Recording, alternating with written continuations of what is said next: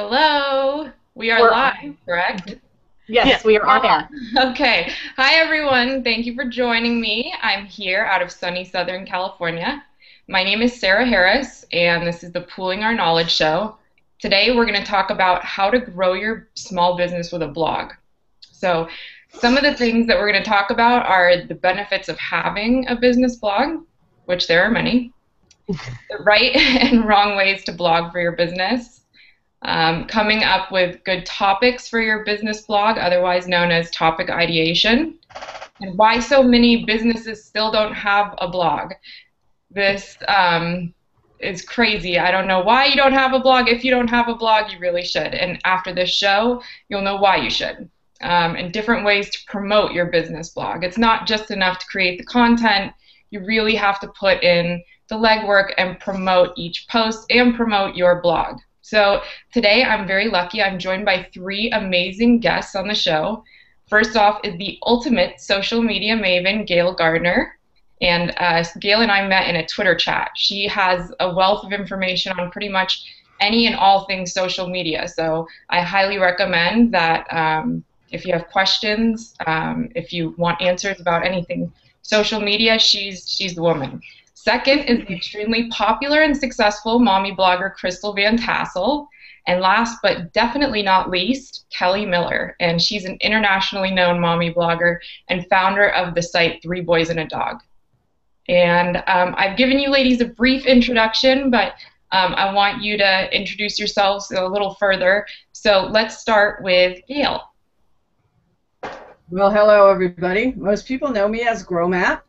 GrowMap everywhere, especially on Twitter and a little on Pinterest, not so much on Facebook. So anything social media, also anything small business, branding, and strategy. And you can come and ask me questions in live chat at socialimplications.com. Great. Crystal? Okay, guys. Hi there. I'm Crystal VanTassel, and I'm the Dallas mom blogger that runs the site crystalandcomp.com. And with my partner in crime, my sidekick, Kelly Miller, who's going to introduce herself in just a second. We also run a site called Learn to Blog Hangouts with an S.com. And for almost a year and a half, we've been going online and intimately and for free of charge, helping bloggers, mom bloggers specifically, but some other niches as well, grow their blogs and sharing free online resources with them. So we actually, Kelly and I both also know Gail. We've known her for years. She's done some mentoring for both of us. But we're so happy to be a part of this with you guys. And as bloggers, I've been blogging for 6 years. Anytime a company or an organization comes to me and says, you know, I've got this website, how do I get more exposure? I always say blog, blog, blog. Anytime you have a website, anytime you have a business, that blog should be with that, and we'll go into more of that in just a bit. But that's me here in Dallas. All right. Kelly? So it's my turn. Hi, guys. I'm Kelly. In case you can't tell by the accent, I live in Southern Alabama. I blog at threeboysandadog.com. I've been blogging since November 2006, so I'm a dinosaur, been around forever in the blogging world. I blog about homeschooling and homemaking tips for busy folks, and as Crystal said, for about a year and a half now, we've been running a learntobloghangouts.com site where we teach people a little bit about blogging. So she said it all. She talks a lot, so I'll just All right. So we're going to cover different topics and questions, and the four of us, we blog and we talk about the subject constantly, but there's still so many people and businesses that are not blogging, and if they do, maybe they just don't take it seriously. So let's start talking about the benefits of having a business blog, and I'll start by saying there are so many benefits, but one of the major ones is that it gives you the opportunity to show a personal side of your business. It gives your business a personality that otherwise people wouldn't see. So it's a great way readers can engage with you. They can ask you questions. They can comment, and they feel like they're getting, it's not just this big corporate entity. It's actually, there's a human side to you and your business. So let's start off with Crystal and talk about some of the benefits of business blogging. No pressure, right? Well, for starters, my husband owns a business here, a small business here in the Dallas area. And from the get-go, I was telling him, we've got to partner this and marry this with a blog. And here's why. You can have this website that's out there. You can be the greatest pool guy or air conditioning guy or restaurant or whatever it is. But if people don't know that you're out there, you're not going to have the business. So when you have this website, Google may acknowledge that you have this website that's out there, but a website is not going to get crawled as often as a blog. And the beauty of blogging is you have steady, relevant content that's constantly being published online. And Google and the other search engines constantly have a reason to come and scan your site. So the more often or the more times that you can write about and talk about this topic that you're trying to resonate with people on, the more that you can do that, the more likely you are to be found and to get found online. Instead of just this stagnant website that's just sitting there, now you have steady content that's constantly coming through, and Google's saying, yes, you are the pool guy. Yes, you do know about pools. So you're able to also build rapport and build relationships with potential customers, whether they're, hopefully they're here within your area, but even if they're not, and you're showing videos on proper cleaning or little tips, you are resonating, you are building a name for yourself, and you're building your brand, and that's super, super important. And Kelly's about to chew her pen off because she wants to say something, I could tell. This is crazy. Crystal and I do this so often. It's really hard for me not to just kind of take off where she's going. It's really hard for me not to be running this Hangout. It's so hard for me. But I'll share some wisdom. I did want to say something in what you were talking about. Let me go back now, because now I have to think about what you just said. That it's the personalization. Kraft. I want to spit out a brand name here because this is a brand that does it amazingly well. They have a blog. It's recipes. What they do is sell food. So when you go to their site, you know how to use their food. You don't just know that you can go to all these stores and buy it and let me find a location to get it at, and this is how much it costs. This is how I can use it. And I think that's the big thing with a blog. You actually have the ability to show your clientele how they can solve a problem using your product. Not just, here's our product. Okay, absolutely. I agree. Sarah, what do you say? I concur. I gave my 2 cents. I want to hear from Gail. Let's go, Gail.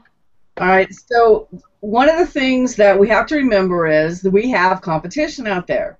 So let's say I want something that you offer, and I go online, and there are 10 companies that do what you do. 9 of them just have a static site that says name, address, phone number, hire us. And one of them has all this cool content that makes it obvious that they really know what they're doing. That is the business I'm going to choose. And 90% of consumers say that customer content on a business site is useful to them. So you've got to have that content out there. That is how you get links, too. Every time I go to do a post, I go out and look for the best content. And if you're the business that has the content, you're the business I'm going to be writing about when I write on a major site or my own blog. Mm-hmm. All right, so one thing, I love to see blogs that, well, let's cover some of the right things that you've seen small businesses do with their blogs.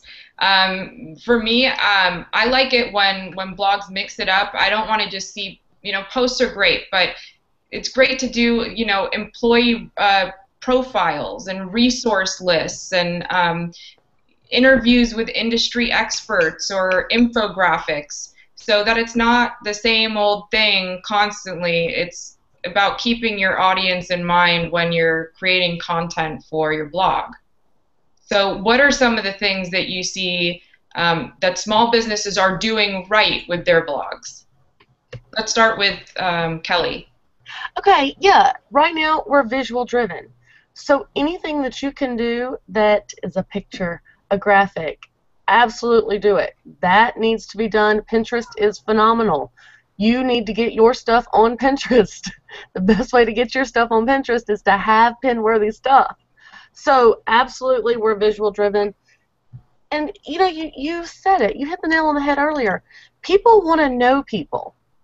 They want to know the name, the face, the folks behind the brand. So that small businesses have such a huge advantage to being able to say, hey, this is me. I built this. My mom and dad built this. My son built this. Whatever. Here's who I am. Here's who they are. So not just using your blog, but using your social media to do that. Instagram, don't just say, here's a product, here's a picture of a product.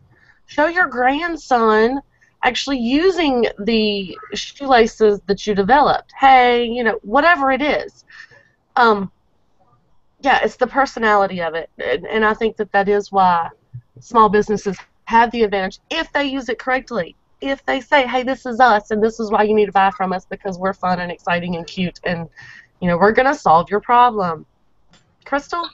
Yeah. Well, one thing is that can I share something real quick, Sarah? One thing that is I have a child knocking on my door. One thing that's so great about small businesses is you don't have this corporate overhead or this legal department that's over you saying you can do this, you can't do this. You know, they're not handicapping you. You are your own, and it's what we're saying. Listen, there's a reason why reality TV does so well, and it's because people want to know. They want to know what you're doing, who you are, about your family.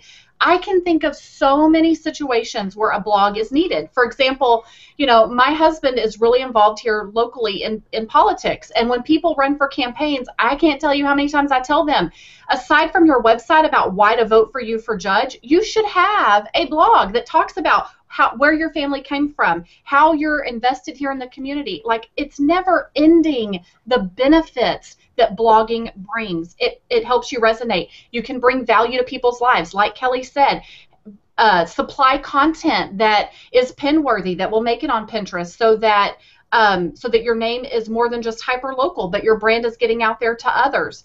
There's a local business that I love. Well, they're one of our competitors, but I love one of the things that they're doing.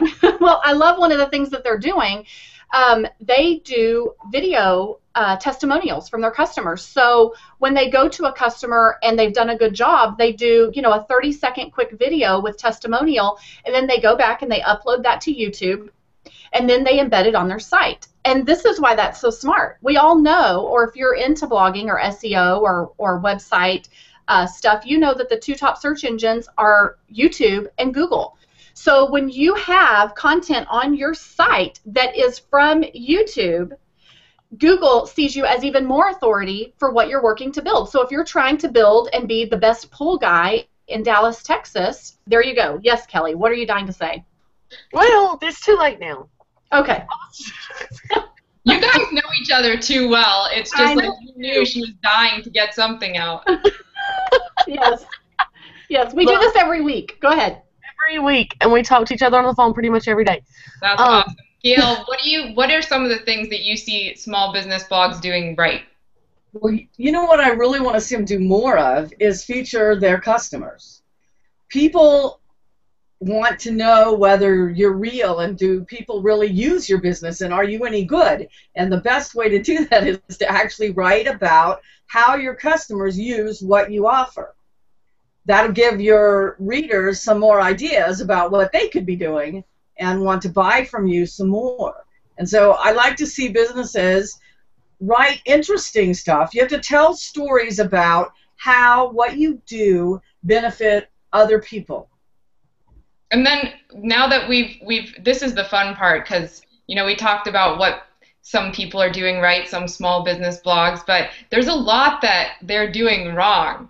The first primarily is some just don't even have a blog, or, you know, you'll update your content like really very rarely, like once a month or once every few months. I mean, you're not going to keep traffic or readership or any kind of engagement on your site. But the one thing that is like a major pet peeve for me is I get a little furious, but I see a lot of blogs that don't engage or interact. So they put up the content, and it's great content, but then they get questions and they get feedback or comments, and they don't respond to them. I'm going to throw a shout out here, but Neil Patel on QuickSprout, that blog, what I love about it is that he responds to every single comment. Well, I hope it's him. But I think it's him, and so do other people. And I mean, really, it's amazing. Like, and his comment lists are almost as much entertaining, if not more, than the actual content itself. So if you don't read that, you should at least check out the comments on that blog. But so, what are the things that you've seen small business blogs do wrong? And let's start with Kelly. Oh my word. So one thing is, not to be talking to the customer. Yeah. But to be talking to someone else. Ricky, your mother called. Please use your cell phone. I had to hang up the phone. I just unplugged it. Use your cell phone. Sorry. It's all good. It happens. That's life, That's life. So anyway, one thing that they're doing wrong. Yeah, that's the main thing. It's not. Oh my gosh. This is my life. This is crazy. Listen, Kelly, you're a mommy blogger. Okay? Mm-hmm. There's dogs and kids and husbands and all this. It's usually much better. We have a specific time that we do this, so my house is usually empty. This is not my normal time. And I usually unplug the phone and we go. But yeah, that's the one thing. It's not being real. You have to be real. You have to create that personal feeling. Like you said, you hope it's him. We don't know if it's him or not. My guess is it's not him. My guess is there's no way he has time to sit there and respond to every single comment. But that's okay. They have his voice. Whoever's doing it has his voice, and that's okay. As long as it sounds the same, you think it's him. So it works out. So yeah, just not being personal. And look, I was just skimming over on our little Hangout page real quick, and we have a few questions coming in. I don't know if you were monitoring that while we were chit-chatting. I'm looking at the group chat, but I don't see any text. Okay, so we'll have that. We'll have to teach how to do that. So in our little thing over here on the event page, Shannon Hernandez says, this is great. Most businesses don't take blogging seriously at all. It's so frustrating to hear that most businesses don't want to write. Their biggest issue is they don't have time. So how would you and your panel encourage businesses to find the time to blog? Great question. Can I answer this? No, I want all of us to answer it. But first of all, I love Shannon Hernandez. He is a major resource on HOAs. If any of you didn't know, this is my very first HOA, and his site helped me so much. So, Shannon, you're the man. But, okay, now I forgot the question. Finding time to blog. Now you're supposed to let me answer this one. Okay, Gail, go for it. I can answer this for you, because what you can do is you can actually hire Sarah's company to do the writing for you. Okay, so that's one way. You could outsource it to a company like Write Collective or another company, or you could hire a freelancer. But the other thing that you can do, if you're a one-man or one-woman operation, maybe you don't have the resources or you're not a great writer. But if you have employees or you have an assistant, make it a company-wide thing. Get everybody involved. It'll not only bring you closer, but you can do profiles on employees, and people can get more of an inside look at your company, and it's great for branding. So thanks for bringing up that question. I'm not on the events page, so. Well, and can I say, well, John has also said, he said a little bit ago, about 6 minutes ago or so, he says he saw something the other day on Facebook that applies here. The beautiful part of writing is that you don't have to get it right the first time, unlike say, brain surgery, which is so true. Blogging should be fun and informative and give your audience a glimpse into who you are and why you do what you do. And that is so true. And this is where I go back to saying what I said a minute ago. And this is one of the elements that I talk about when we talk to mom bloggers and lifestyle bloggers each week when Kelly and I do our Hangouts. Reality TV has truly changed so much of how we function as a society. Now we think that we need to update our friends 10 times a day on what we're eating for lunch and for breakfast and for how much laundry we did, and we utilize Facebook to do that. And we create these Pinterest boards that show all the great projects we want to do as if anyone cares. But here's the thing, people do care. And people care about you and your business. And it goes back to what I said a minute ago and what we've all said at some point today. Your customers do want to know you. And that's what John was getting at as well. They want to resonate with you. They want to know that you're real. When you're a family-owned business, for example, or you go to a restaurant that's a family-owned business and you get to meet the owner, you always ask them questions. You're like, so how did this business start? So it was your grandma's, and how did it get? We all want to know that story. When the pool guy comes to our house and we find out that he's had this business, he's the third generation or whatever, we want to know that story. We want to know why he started this business. We want to connect with people. We want to know that they're real. And business owners that are not using or allowing blogs to give that opportunity to nurture that relationship between them and their customers, they are totally missing out. It is something that you need to put into your business plan immediately. And if you can't do it yourself, you absolutely need to partner with somebody who can. That's my 2 cents. I'm stepping off my soapbox now. Use your customers. Mm-hmm. Do you have a customer that's continuously tweeting about how often they're using your product, or on Instagram it's constantly showing up in their pictures, or just occasionally showing up in their pictures? Whatever it is, use those people to write about your product or to write on your blog. Reach out to them and say, hey, I love that you're such a great advocate for our brand. Would you be interested in writing once a month or so on our blog? Reach out to those folks. Utilize other bloggers that already write. Hey, would you like to guest post on our site? Lots of them will do it because they want the link in. Mm-hmm. And so we didn't go over a lot. I don't know. What are some of the wrong things you see small businesses doing with their blogs? Because some people a lot of people that are watching right now probably do have a blog, and maybe they are doing some things that, well, the first one we went over is just about the comments, engage with your readership. But what are some other things that you see, a lot of blogs out there doing wrong, a lot of business blogs out there doing wrong? Okay, so we said earlier, all of us, about not being personal. Another thing, stop selling. Yeah. They wouldn't be at your blog if they weren't buying your product or wanting to buy your product. So that's a major thing. I can't stand to go to sites that all they're doing is telling me about their new product and how much it costs and how to buy it. That's not what I'm at a blog for. I could go to a business website to find that out. I could go to your site, your store front, to whatever, to buy your thing. Back to the, how can I use it? What's the point of it? How is it going to help me in my life? What is something else that I can do? For example, maybe you sell flavored water. Okay, it's obvious you sell flavored water. You don't need to tell me every single day about a different flavor of your water. How can I use that water? Why would I use that water? I'm taking it to the beach. So give me a list of 10 other things that I need to pack in my bag when I go to the beach. In addition to your water, think outside the box. Think about what fits your brand. Okay, now I get to cover the boring stuff. We don't want the boring stuff. We can pick up the boring stuff. No, you get the exciting stuff. I get to cover the boring stuff. For example, your business blog should look like your site. It should have a header. It should have some color. It can't just look like you just installed the theme and forgot to do anything else.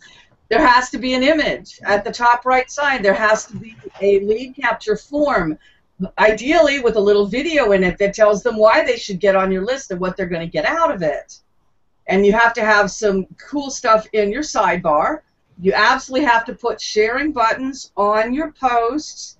Don't forget to configure your username for Twitter. If I click on tweet, it should have your username in there already for me. And so many times I see nobody ever does that. They don't even know you can do that. So always have your username in there, because most people aren't going to look for it and put it in there like I will for you. And so you're missing out on followers. Plus, if people see you and they like you, as a tweet goes by, it's got your username in it, they're going to go out of their way to retweet it, where if your username's not in there, it's just something else on Twitter, they don't know what it is, they're not going to retweet it for you.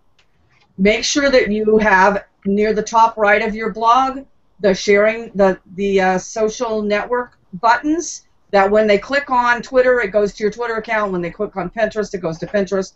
Put all of your cool little buttons up there. Make sure they link to the right place. They actually go somewhere to your account, not to Twitter in general.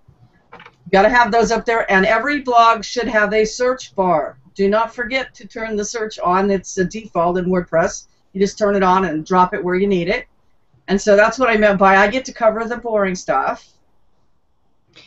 And I agree with so much of what you're saying, Gail. I mean, yes, yes, yes. It's not boring. It's true.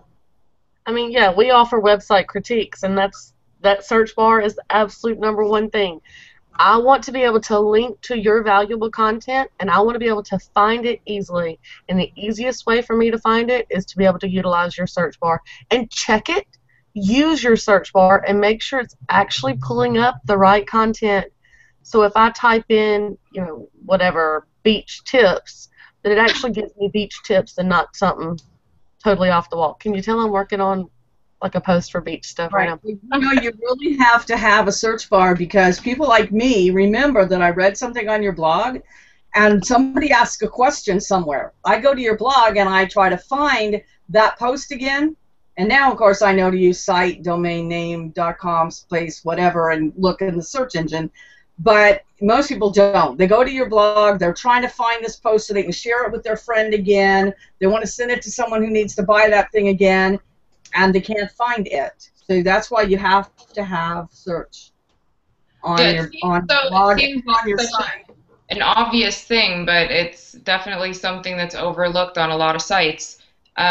One thing I wanted to talk about, I'm not trying to plug my service here. One major benefit of my service, though, is that Right Collective, is that we help clients with topic ideation.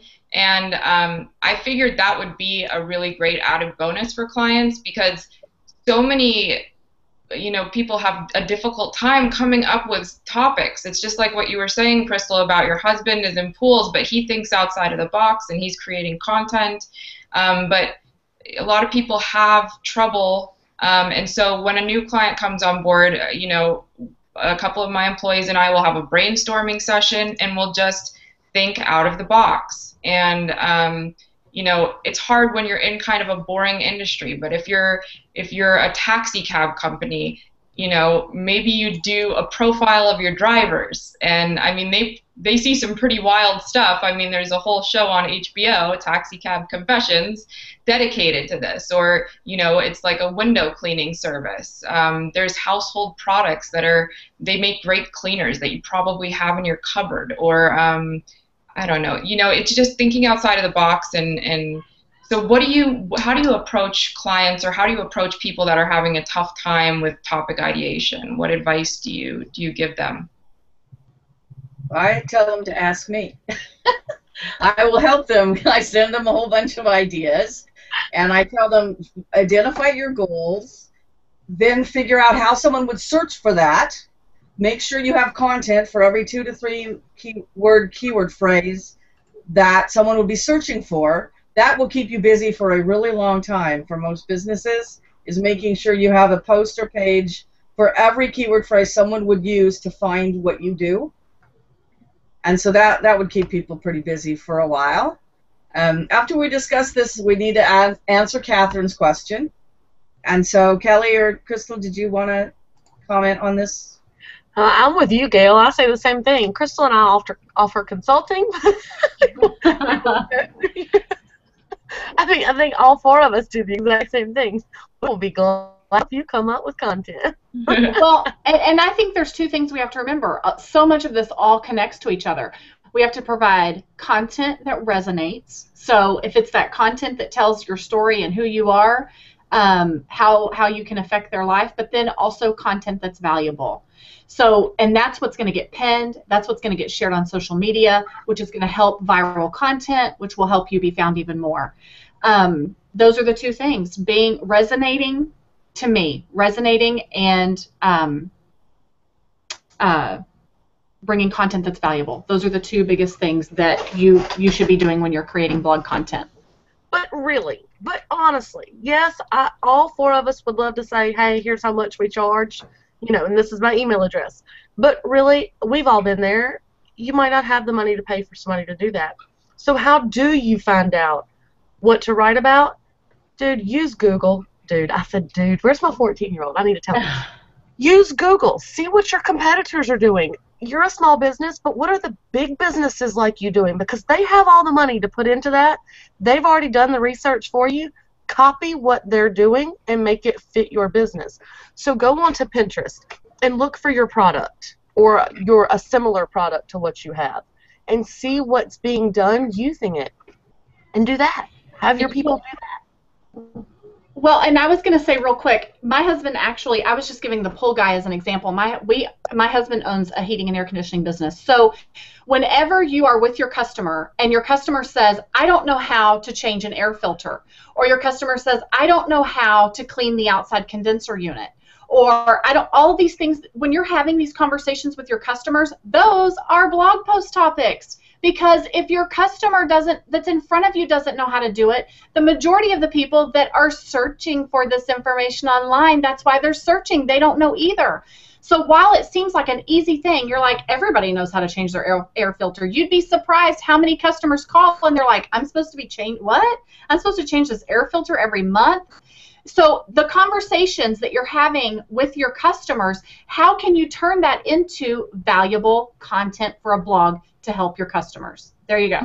Another thing is, if you don't have the resources and you don't have a team with you, when I was a one-woman operation, I would get my husband and a couple of my friends and my parents together, and they would be my brainstorming session. So, use what you have to the fullest. And with that, Gail, let's move over to that question. What was the question Catherine had? Oh, okay. And of course, now I just had it move out of the way. My puppy's climbing on me. So Catherine said, when you know you're putting out relevant, informative content and the analytics show it's getting read, how do you encourage people to comment? Too many people read and don't comment. Being controversial and provocative to get comments isn't right for every business. No, but for me personally, Catherine, I like to pose a question at the end of every post, or some kind of poll or something that's engaging and forces some kind of interaction. And that's personally what I would recommend. Yeah, it's a call to action. I mean, when you're in marketing, I've never been in marketing, but I've met with so many marketing people. I mean, seriously, I've met with tons of them because my husband owns a business, so marketers want to meet with you, and they always have their final result is, what's the call to action? So that's what you have to provide on your site as well when you're doing a blog post, is some sort of call to action. So, and it doesn't have to just be comments. If comments is what you're wanting, then you ask the question, you engage them, tell a story that gets them invested. But outside of that, the call to action may be that you have them click on 4 other home remedies that you've written about before as well, or you have some sort of action to get them invested and to keep them on your site longer, and getting them to see you as an expert on the topic that you're sharing. That's my suggestion. Well, why do you need comments? Okay, you can put as many call to actions as you want. You can write a post every hour and always beg people to answer your questions. That doesn't mean they're going to. So if you absolutely feel like you need to have comments on there, the best way to get it going is to reach out to your intimate, what we call tribes, in our Learn to Blog Hangouts every Tuesday at 10 a.m. Central on Google+. Ask your friends and your family and the people that you know to go leave a comment on the post. Once there are comments there, more people are likely to leave a comment. So that's number 1. Number 2, make it easy. Get rid of the CAPTCHA stuff. Get rid of having to sign in to your site in order to leave a comment. I agree. I completely agree. One surefire way to get comments is to know a lot of bloggers. Go out to their blogs, comment. Even if you're a business, it's a really good idea to identify the best blogs in your industry. Or let's say you're a local business, maybe find blogs where there's a local kind of dynamic where a lot of people close to you like to go hang out. You go and interact with them on their sites. They are very likely to come back and interact with you on yours. Some of us use what we call comment love. And I love comment love because it allows me to get to know my commenters better. When they come and comment in my blog, they choose a post that they want to share with my readers. That encourages me and my readers to know more about them and know whether we want to go visit their blog. And so one of the reasons that a blog like mine or Adrian Smith's, there's various bloggers in our niche, Christy Hines, Kikalani.com. One of the reasons we get so many comments is we all are bloggers, and bloggers like to write. if you're a business, your customers may not like to write. They may not even like to read much. And so you can't really expect to see the level of commenting you're going to see on a blog that appeals to predominantly bloggers. Well, and Sarah, right now, just a moment ago, Rob had a question, and I think it's a timely question. Rob Gordon, he says, it seems like just about every business is blogging or posting on social media these days. But do you ever think that there's a shortage of readers? And if so, what are we going to do about it? So here's my thing. There's not a shortage of readers because Google is here, and Google is just this pit of information, and people spend when the garbage disposal gets broken or clogged, some people, you do have a demographic of people that just call a serviceman, but you have a bigger demographic of people that want to fix it themselves or because of financial reasons need to fix it themselves. So people are always searching. They're searching online for the best shampoo. They're searching online for coupons and deals. They're searching online for tips, whatever it is. So there's not a shortage of readers. But how do we get those readers invested? You have them subscribe to your site. That is huge. That is the jackpot for bloggers. Not comment. Well, do what, Kelly? Not comments. Right. You have them subscribe to your blog, and you offer them something. So maybe you utilize Hello Bar, which is a free application that you can use that goes at the top of a blog, and you give some sort of value. So you say, receive a 10% off coupon by subscribing to our blog. Then they put in their email address, and now every time you write content, it gets delivered to their email. And they get the daily update whenever or the weekly or however often you're updating. They get that update in their inbox. They're reminded to read what you have, but in turn now they have a coupon to use for your service. So now they're going to call you. So you've done two birds with one stone there. You've invested a reader, and you've given them a reason to call you and to use your service and to get a discount for that. That's one of the ways that I suggest business bloggers address that issue. Do you guys agree? We're all going to agree with that. Remember when I said I did the boring stuff? The first thing I said is top right corner lead capture form. That's to get them on your mailing list. But there's other things you can do if you don't have an audience of your own. And I think we're going to discuss guest posting later. But we also need to be aware that there are tools that we use, that influencers use, like Viral Content Buzz and Just Retweet, where we take our content and we actually submit it to get other influencers to share it. And of course, back again, influencers are more likely to comment. They're more likely to share your content everywhere instead of one place. And so if you don't have your own audience, you have to go and attract back an audience that already exists somewhere else. So let's also talk about that, because some people don't know what Viral Content Buzz or Just Retweet is, and they're basically like I scratch your back, you scratch my back type of a system. So it's really good to use Viral Content Buzz. It's a free tool. Just Retweet is also a free tool, and for me personally, it's a tactic I use to promote my posts, and I actually see really, really good results from using both. So while we're on this, why don't we talk about some of the blog post promotion tactics that each of us find beneficial?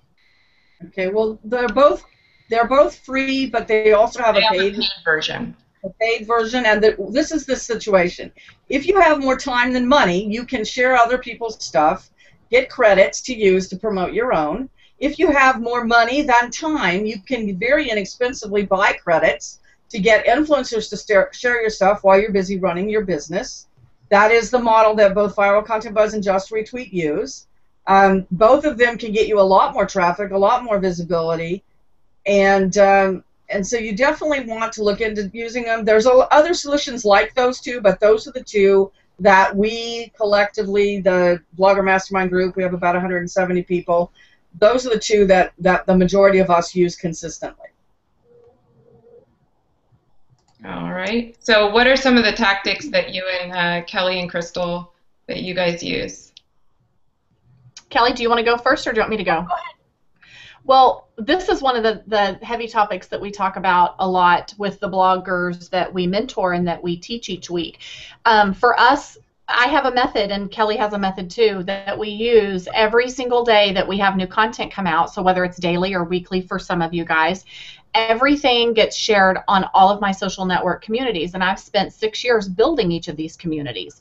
So some of your readers are counting on, more and more Facebook is being used as instead of the phone books. So number one, I can tell you this because my husband's bought many ads in phone books. There was a time and place for that, and that season's pretty much over. And phone book companies are realizing that.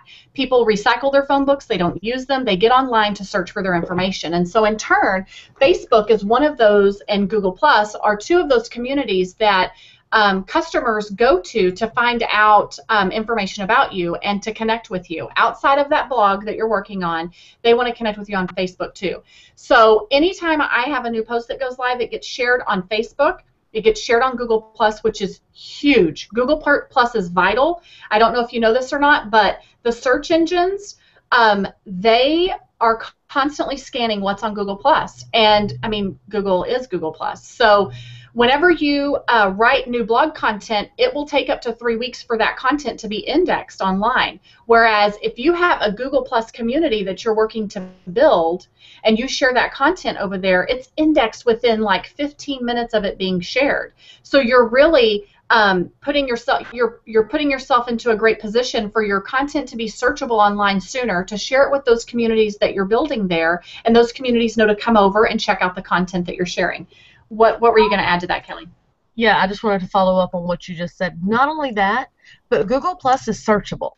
If you go to Google and you search for something, you will see that what people are actually saying, so not just a brand page or whatever, what people are saying are showing up in the search results. So if Crystal says on Google Plus, I just used this whatever water in this whatever recipe, if she says that on Google Plus and somebody's searching for using that water in that recipe, Crystal's going to show up because it's on Google Plus, and she's probably going to show up on page 1. So you definitely need to utilize Google Plus for that, for promoting your posts. Pinterest is the same way. Use your keywords on your boards because the actual Pinterest boards show up now in search results. So those are major things that we both do as Facebook, just because everybody's on Facebook, Google Plus because it is indexed, and Pinterest because it is indexed, and tons and tons and tons of our demographic, the people that we're looking for, are on Pinterest. So what are some of because social media, a lot of people utilize that as a way to promote their blog posts and their blog. What about any juicy tactics? Are there any ones that you guys use that are a little off the radar, maybe? Kind of like a just retweet or a viral content buzz? Yeah. We have tribes. We have groups of friends that all share each other's stuff. And I could go to my little group and say, hey, I need some push on this. Here's my thing that I need pushed. What can I do for you? So can I ask, is this Triber? No, it's a private group. All right.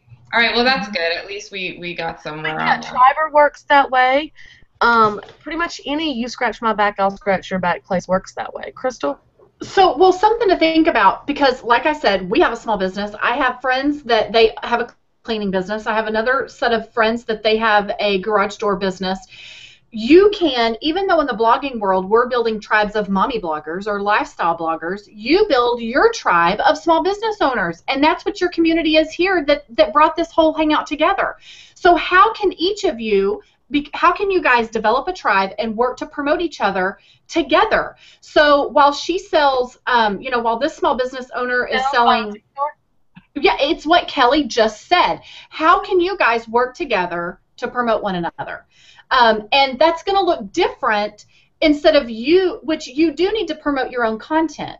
But when you have another person that, typically talks about pool repair, and now they're sharing some great garage door tips on how to make your garage door opener last longer or how to change the whatever it is. No, I think that you totally can share one another. I don't agree with that. I do. Bill, do you agree with that? Well, go ahead. Tell me why. Okay, I think you need to stick with the same feel, the same theme, the same idea. Instead of looking at all these other small business owners as competition, you need to look at them as your partner in crime. Crystal and I write the same stuff, the same thing. We're both parenting resource sites. We both do printables. We both write about products that work really well for us. We do the exact same thing. Honestly, she should be my competition. She's not.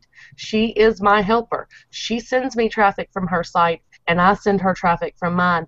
And you small business owners can easily be doing the same thing. So when the pool boy meets up with the flotation device folks and the ice chest people, they match. They fit each other, and they can easily cross promote each other within their blogs. I'm I don't glad. know Okay. how a garage owner and a pool person can do it, but I think it needs to But fit. what about the customers that want to be able to, before calling a service repair person, they want to be able to try to fix these things themselves. So that's what I'm getting at. So if I'm sharing with you, I have a fire safety ladder that I've made, and I'm sharing that with you. And I've built these communities around that. But I have a friend that has a garage door business, and he teaches you, simple things like how to change the batteries in your opener. These are all people who want to be able to do home things themselves. There is still, it needs to be relevant. I mean, I'm not going to the tire shop and asking them to promote my new nail polish. Although, that may be able to work, because maybe they could offer their. If you have an egg in your paint, then you could cover it up with nail polish. Yeah. Just remember to think outside the box. I mean, really.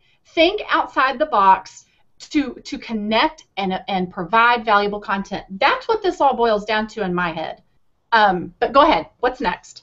So I still want to touch on this because, it's a big part of this blog post promotion, getting readers on your content. So the one, thing that I try to do often is be generous, link out to other people. The other day I wrote a post on this subject, and I linked out to a lot of people like Viral Buzz and Content Buzz and Just Retweet. And it was great because I reached out to them and I said, hey, I mentioned you in this post, and it would be great if you could help me share. And so that actually, that brought a ton of traffic in, because you have people like that helping you out on social networks.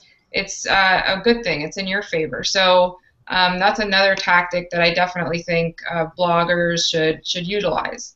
And the next thing I want to talk about is just what about repurposing your blog posts? How do you two do it? I'm actually interested in considering you're both in the same kind of niche. How do you two do it, and what are the benefits that you've seen? Kelly, you want to start? Okay. So, prime example. Right now, we are both working on ocean theme unit things for homeschoolers. We're both doing that. That's a keyword. It's obviously very specific, but we're both doing it. So we have, kind of worked very closely together, off scene, where people can't see it, to say, okay, if you're doing this, I'm doing this. So now when I write about the crabs and how you can, the handwriting crabs and how you learn about crabs and all this stuff about crabs, I've written about crabs. Crystal has written about sharks. So they're both ocean animals. They're both theme units that people can go to and use in their homeschool. I link back to her. Now you've learned about crabs. Be sure to check out the shark theme unit over at Crystal's site. Crystal links back to me. Be sure and check out the crab theme over on Kelly's site. Here's our link. We've interlinked. So all the people that have found me because they're my readers now say, great, I can expand on my ocean theme by going to Crystal's site, learning about sharks. All the ones that have found her because she's shown up in search engine traffic for sharks, and then she's shown up on Pinterest because they were looking for sharks, can now expand by coming over to my site. And we just continuously bounce back and forth and back and forth. And then we reach out to our greater community and we say, oh, you wrote about octopus stuff? Great, that's fabulous. It fits perfectly in my theme unit.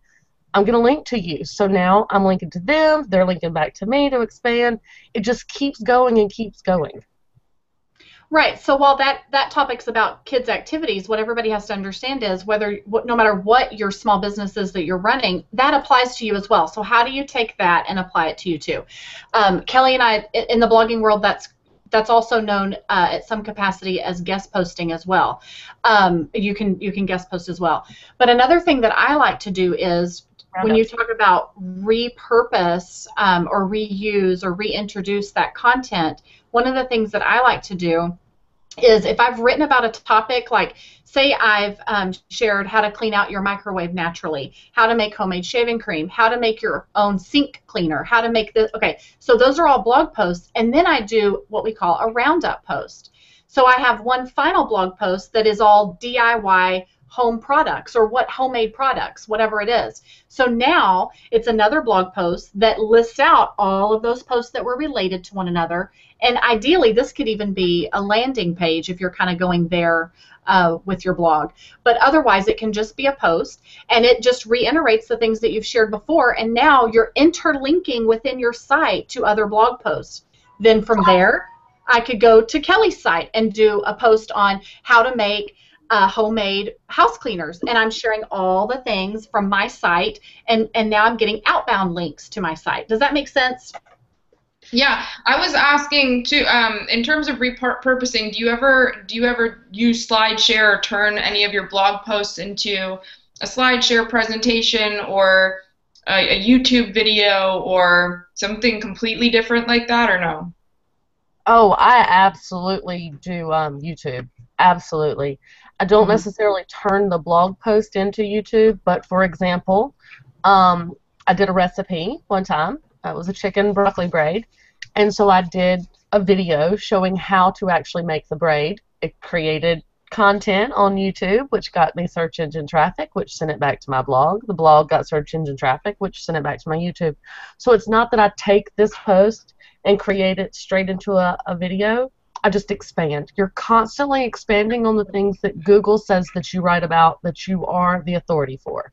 Yeah, because it's good to put it in the eyes of other, the YouTube viewers aren't necessarily the Google Plus viewers, or, all these different places like SlideShare, you're reaching all these different audiences. So that's more along the lines, you're right on that.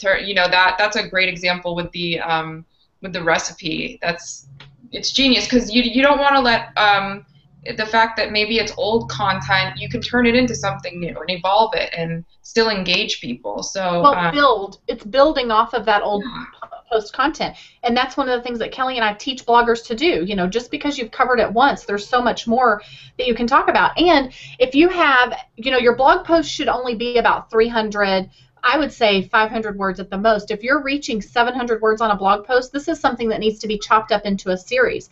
So if you're doing a series on whatever the topic is, and you see that it's stretching on and on, how can you break that down into smaller pieces? And then you're weaving all of those posts into one another, and you're reminding them, go check out these other 4 posts that I've done about this same topic.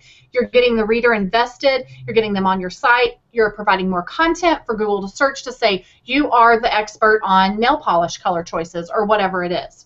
So, yep. Catherine says, by the way, I'm a freelance writer and blogger. Clients judge by comments, hence the question. We get lots of comments, just not on the blog itself. So you, as a blogger, a freelancer, your job, you're trying to get people to hire you to write about their product or to write for their company. So you want the comments to prove that, it's working. Okay, it's your job to make them understand that lots of people don't leave comments anymore. They're moving on. They've read it. They're interested. They want the product, so they move on to buy it. They've read it. They're interested. They want to think about it and do it later, so they're pinning it to Pinterest.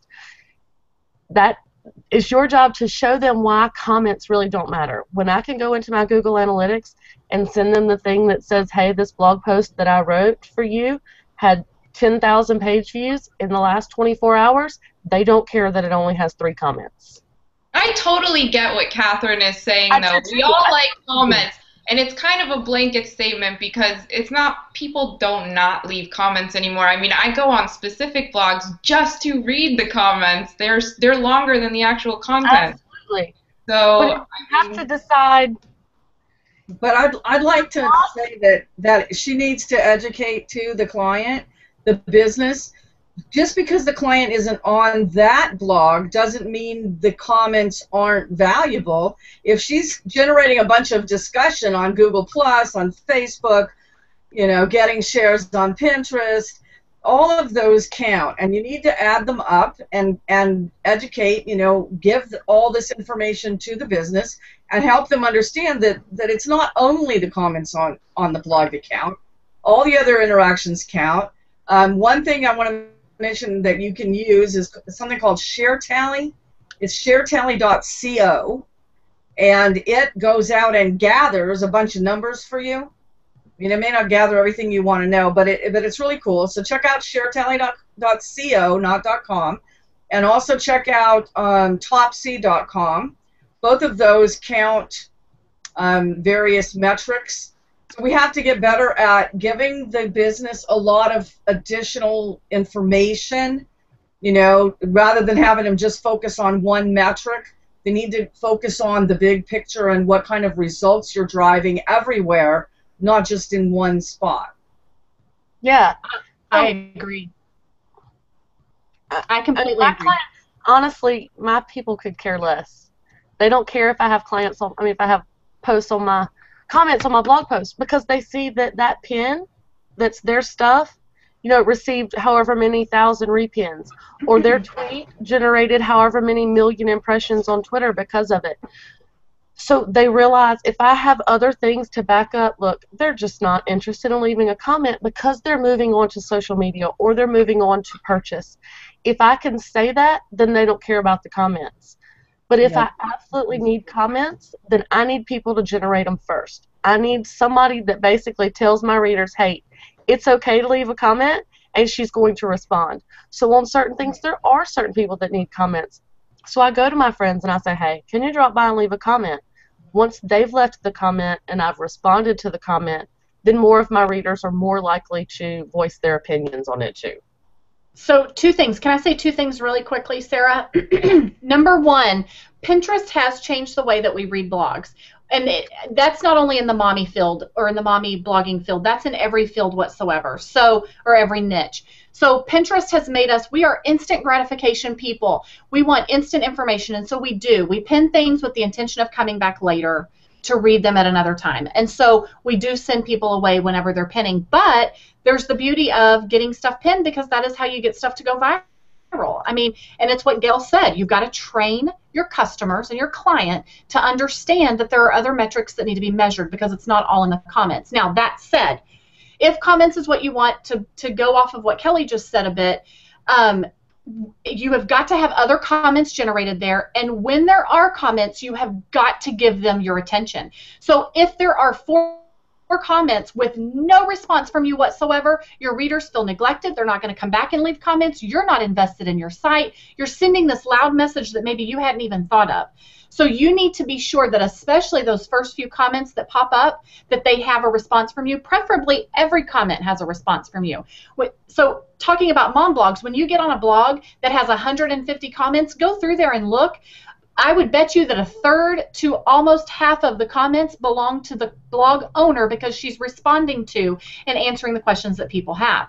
So outside of that, when you respond to their comments, how can you continue to bring that engagement? So how can you continue to ask more questions and get that reader involved more to get the conversation continuing to go on and on? So it's just about thinking outside the box and maybe changing your approach a little bit and educating your client as well, period. All right, ladies. This was awesome. We're coming up on 2 o'clock here, so I just wanted to thank you, Crystal, Kelly, Gail. This was an awesome first HOA, and I just want to say, when I heard Mia Voss was checking me out today, I don't know if she's watching, but thank you so much. You are an inspiration to me. You are awesome. But again, thank you guys so much for helping me out with this and guesting and answering all of my silly questions, and I hope we can do this again. We've loved it. You did great. You had such a phenomenal turnout. I'm so pleased with this. You did a great job. Thank you. Yes. All right, guys. Well, y'all have a good day. Thanks for having us. All right, thank you. Talk soon, and bye, everybody. Okay. Bye. Bye, everyone. Bye.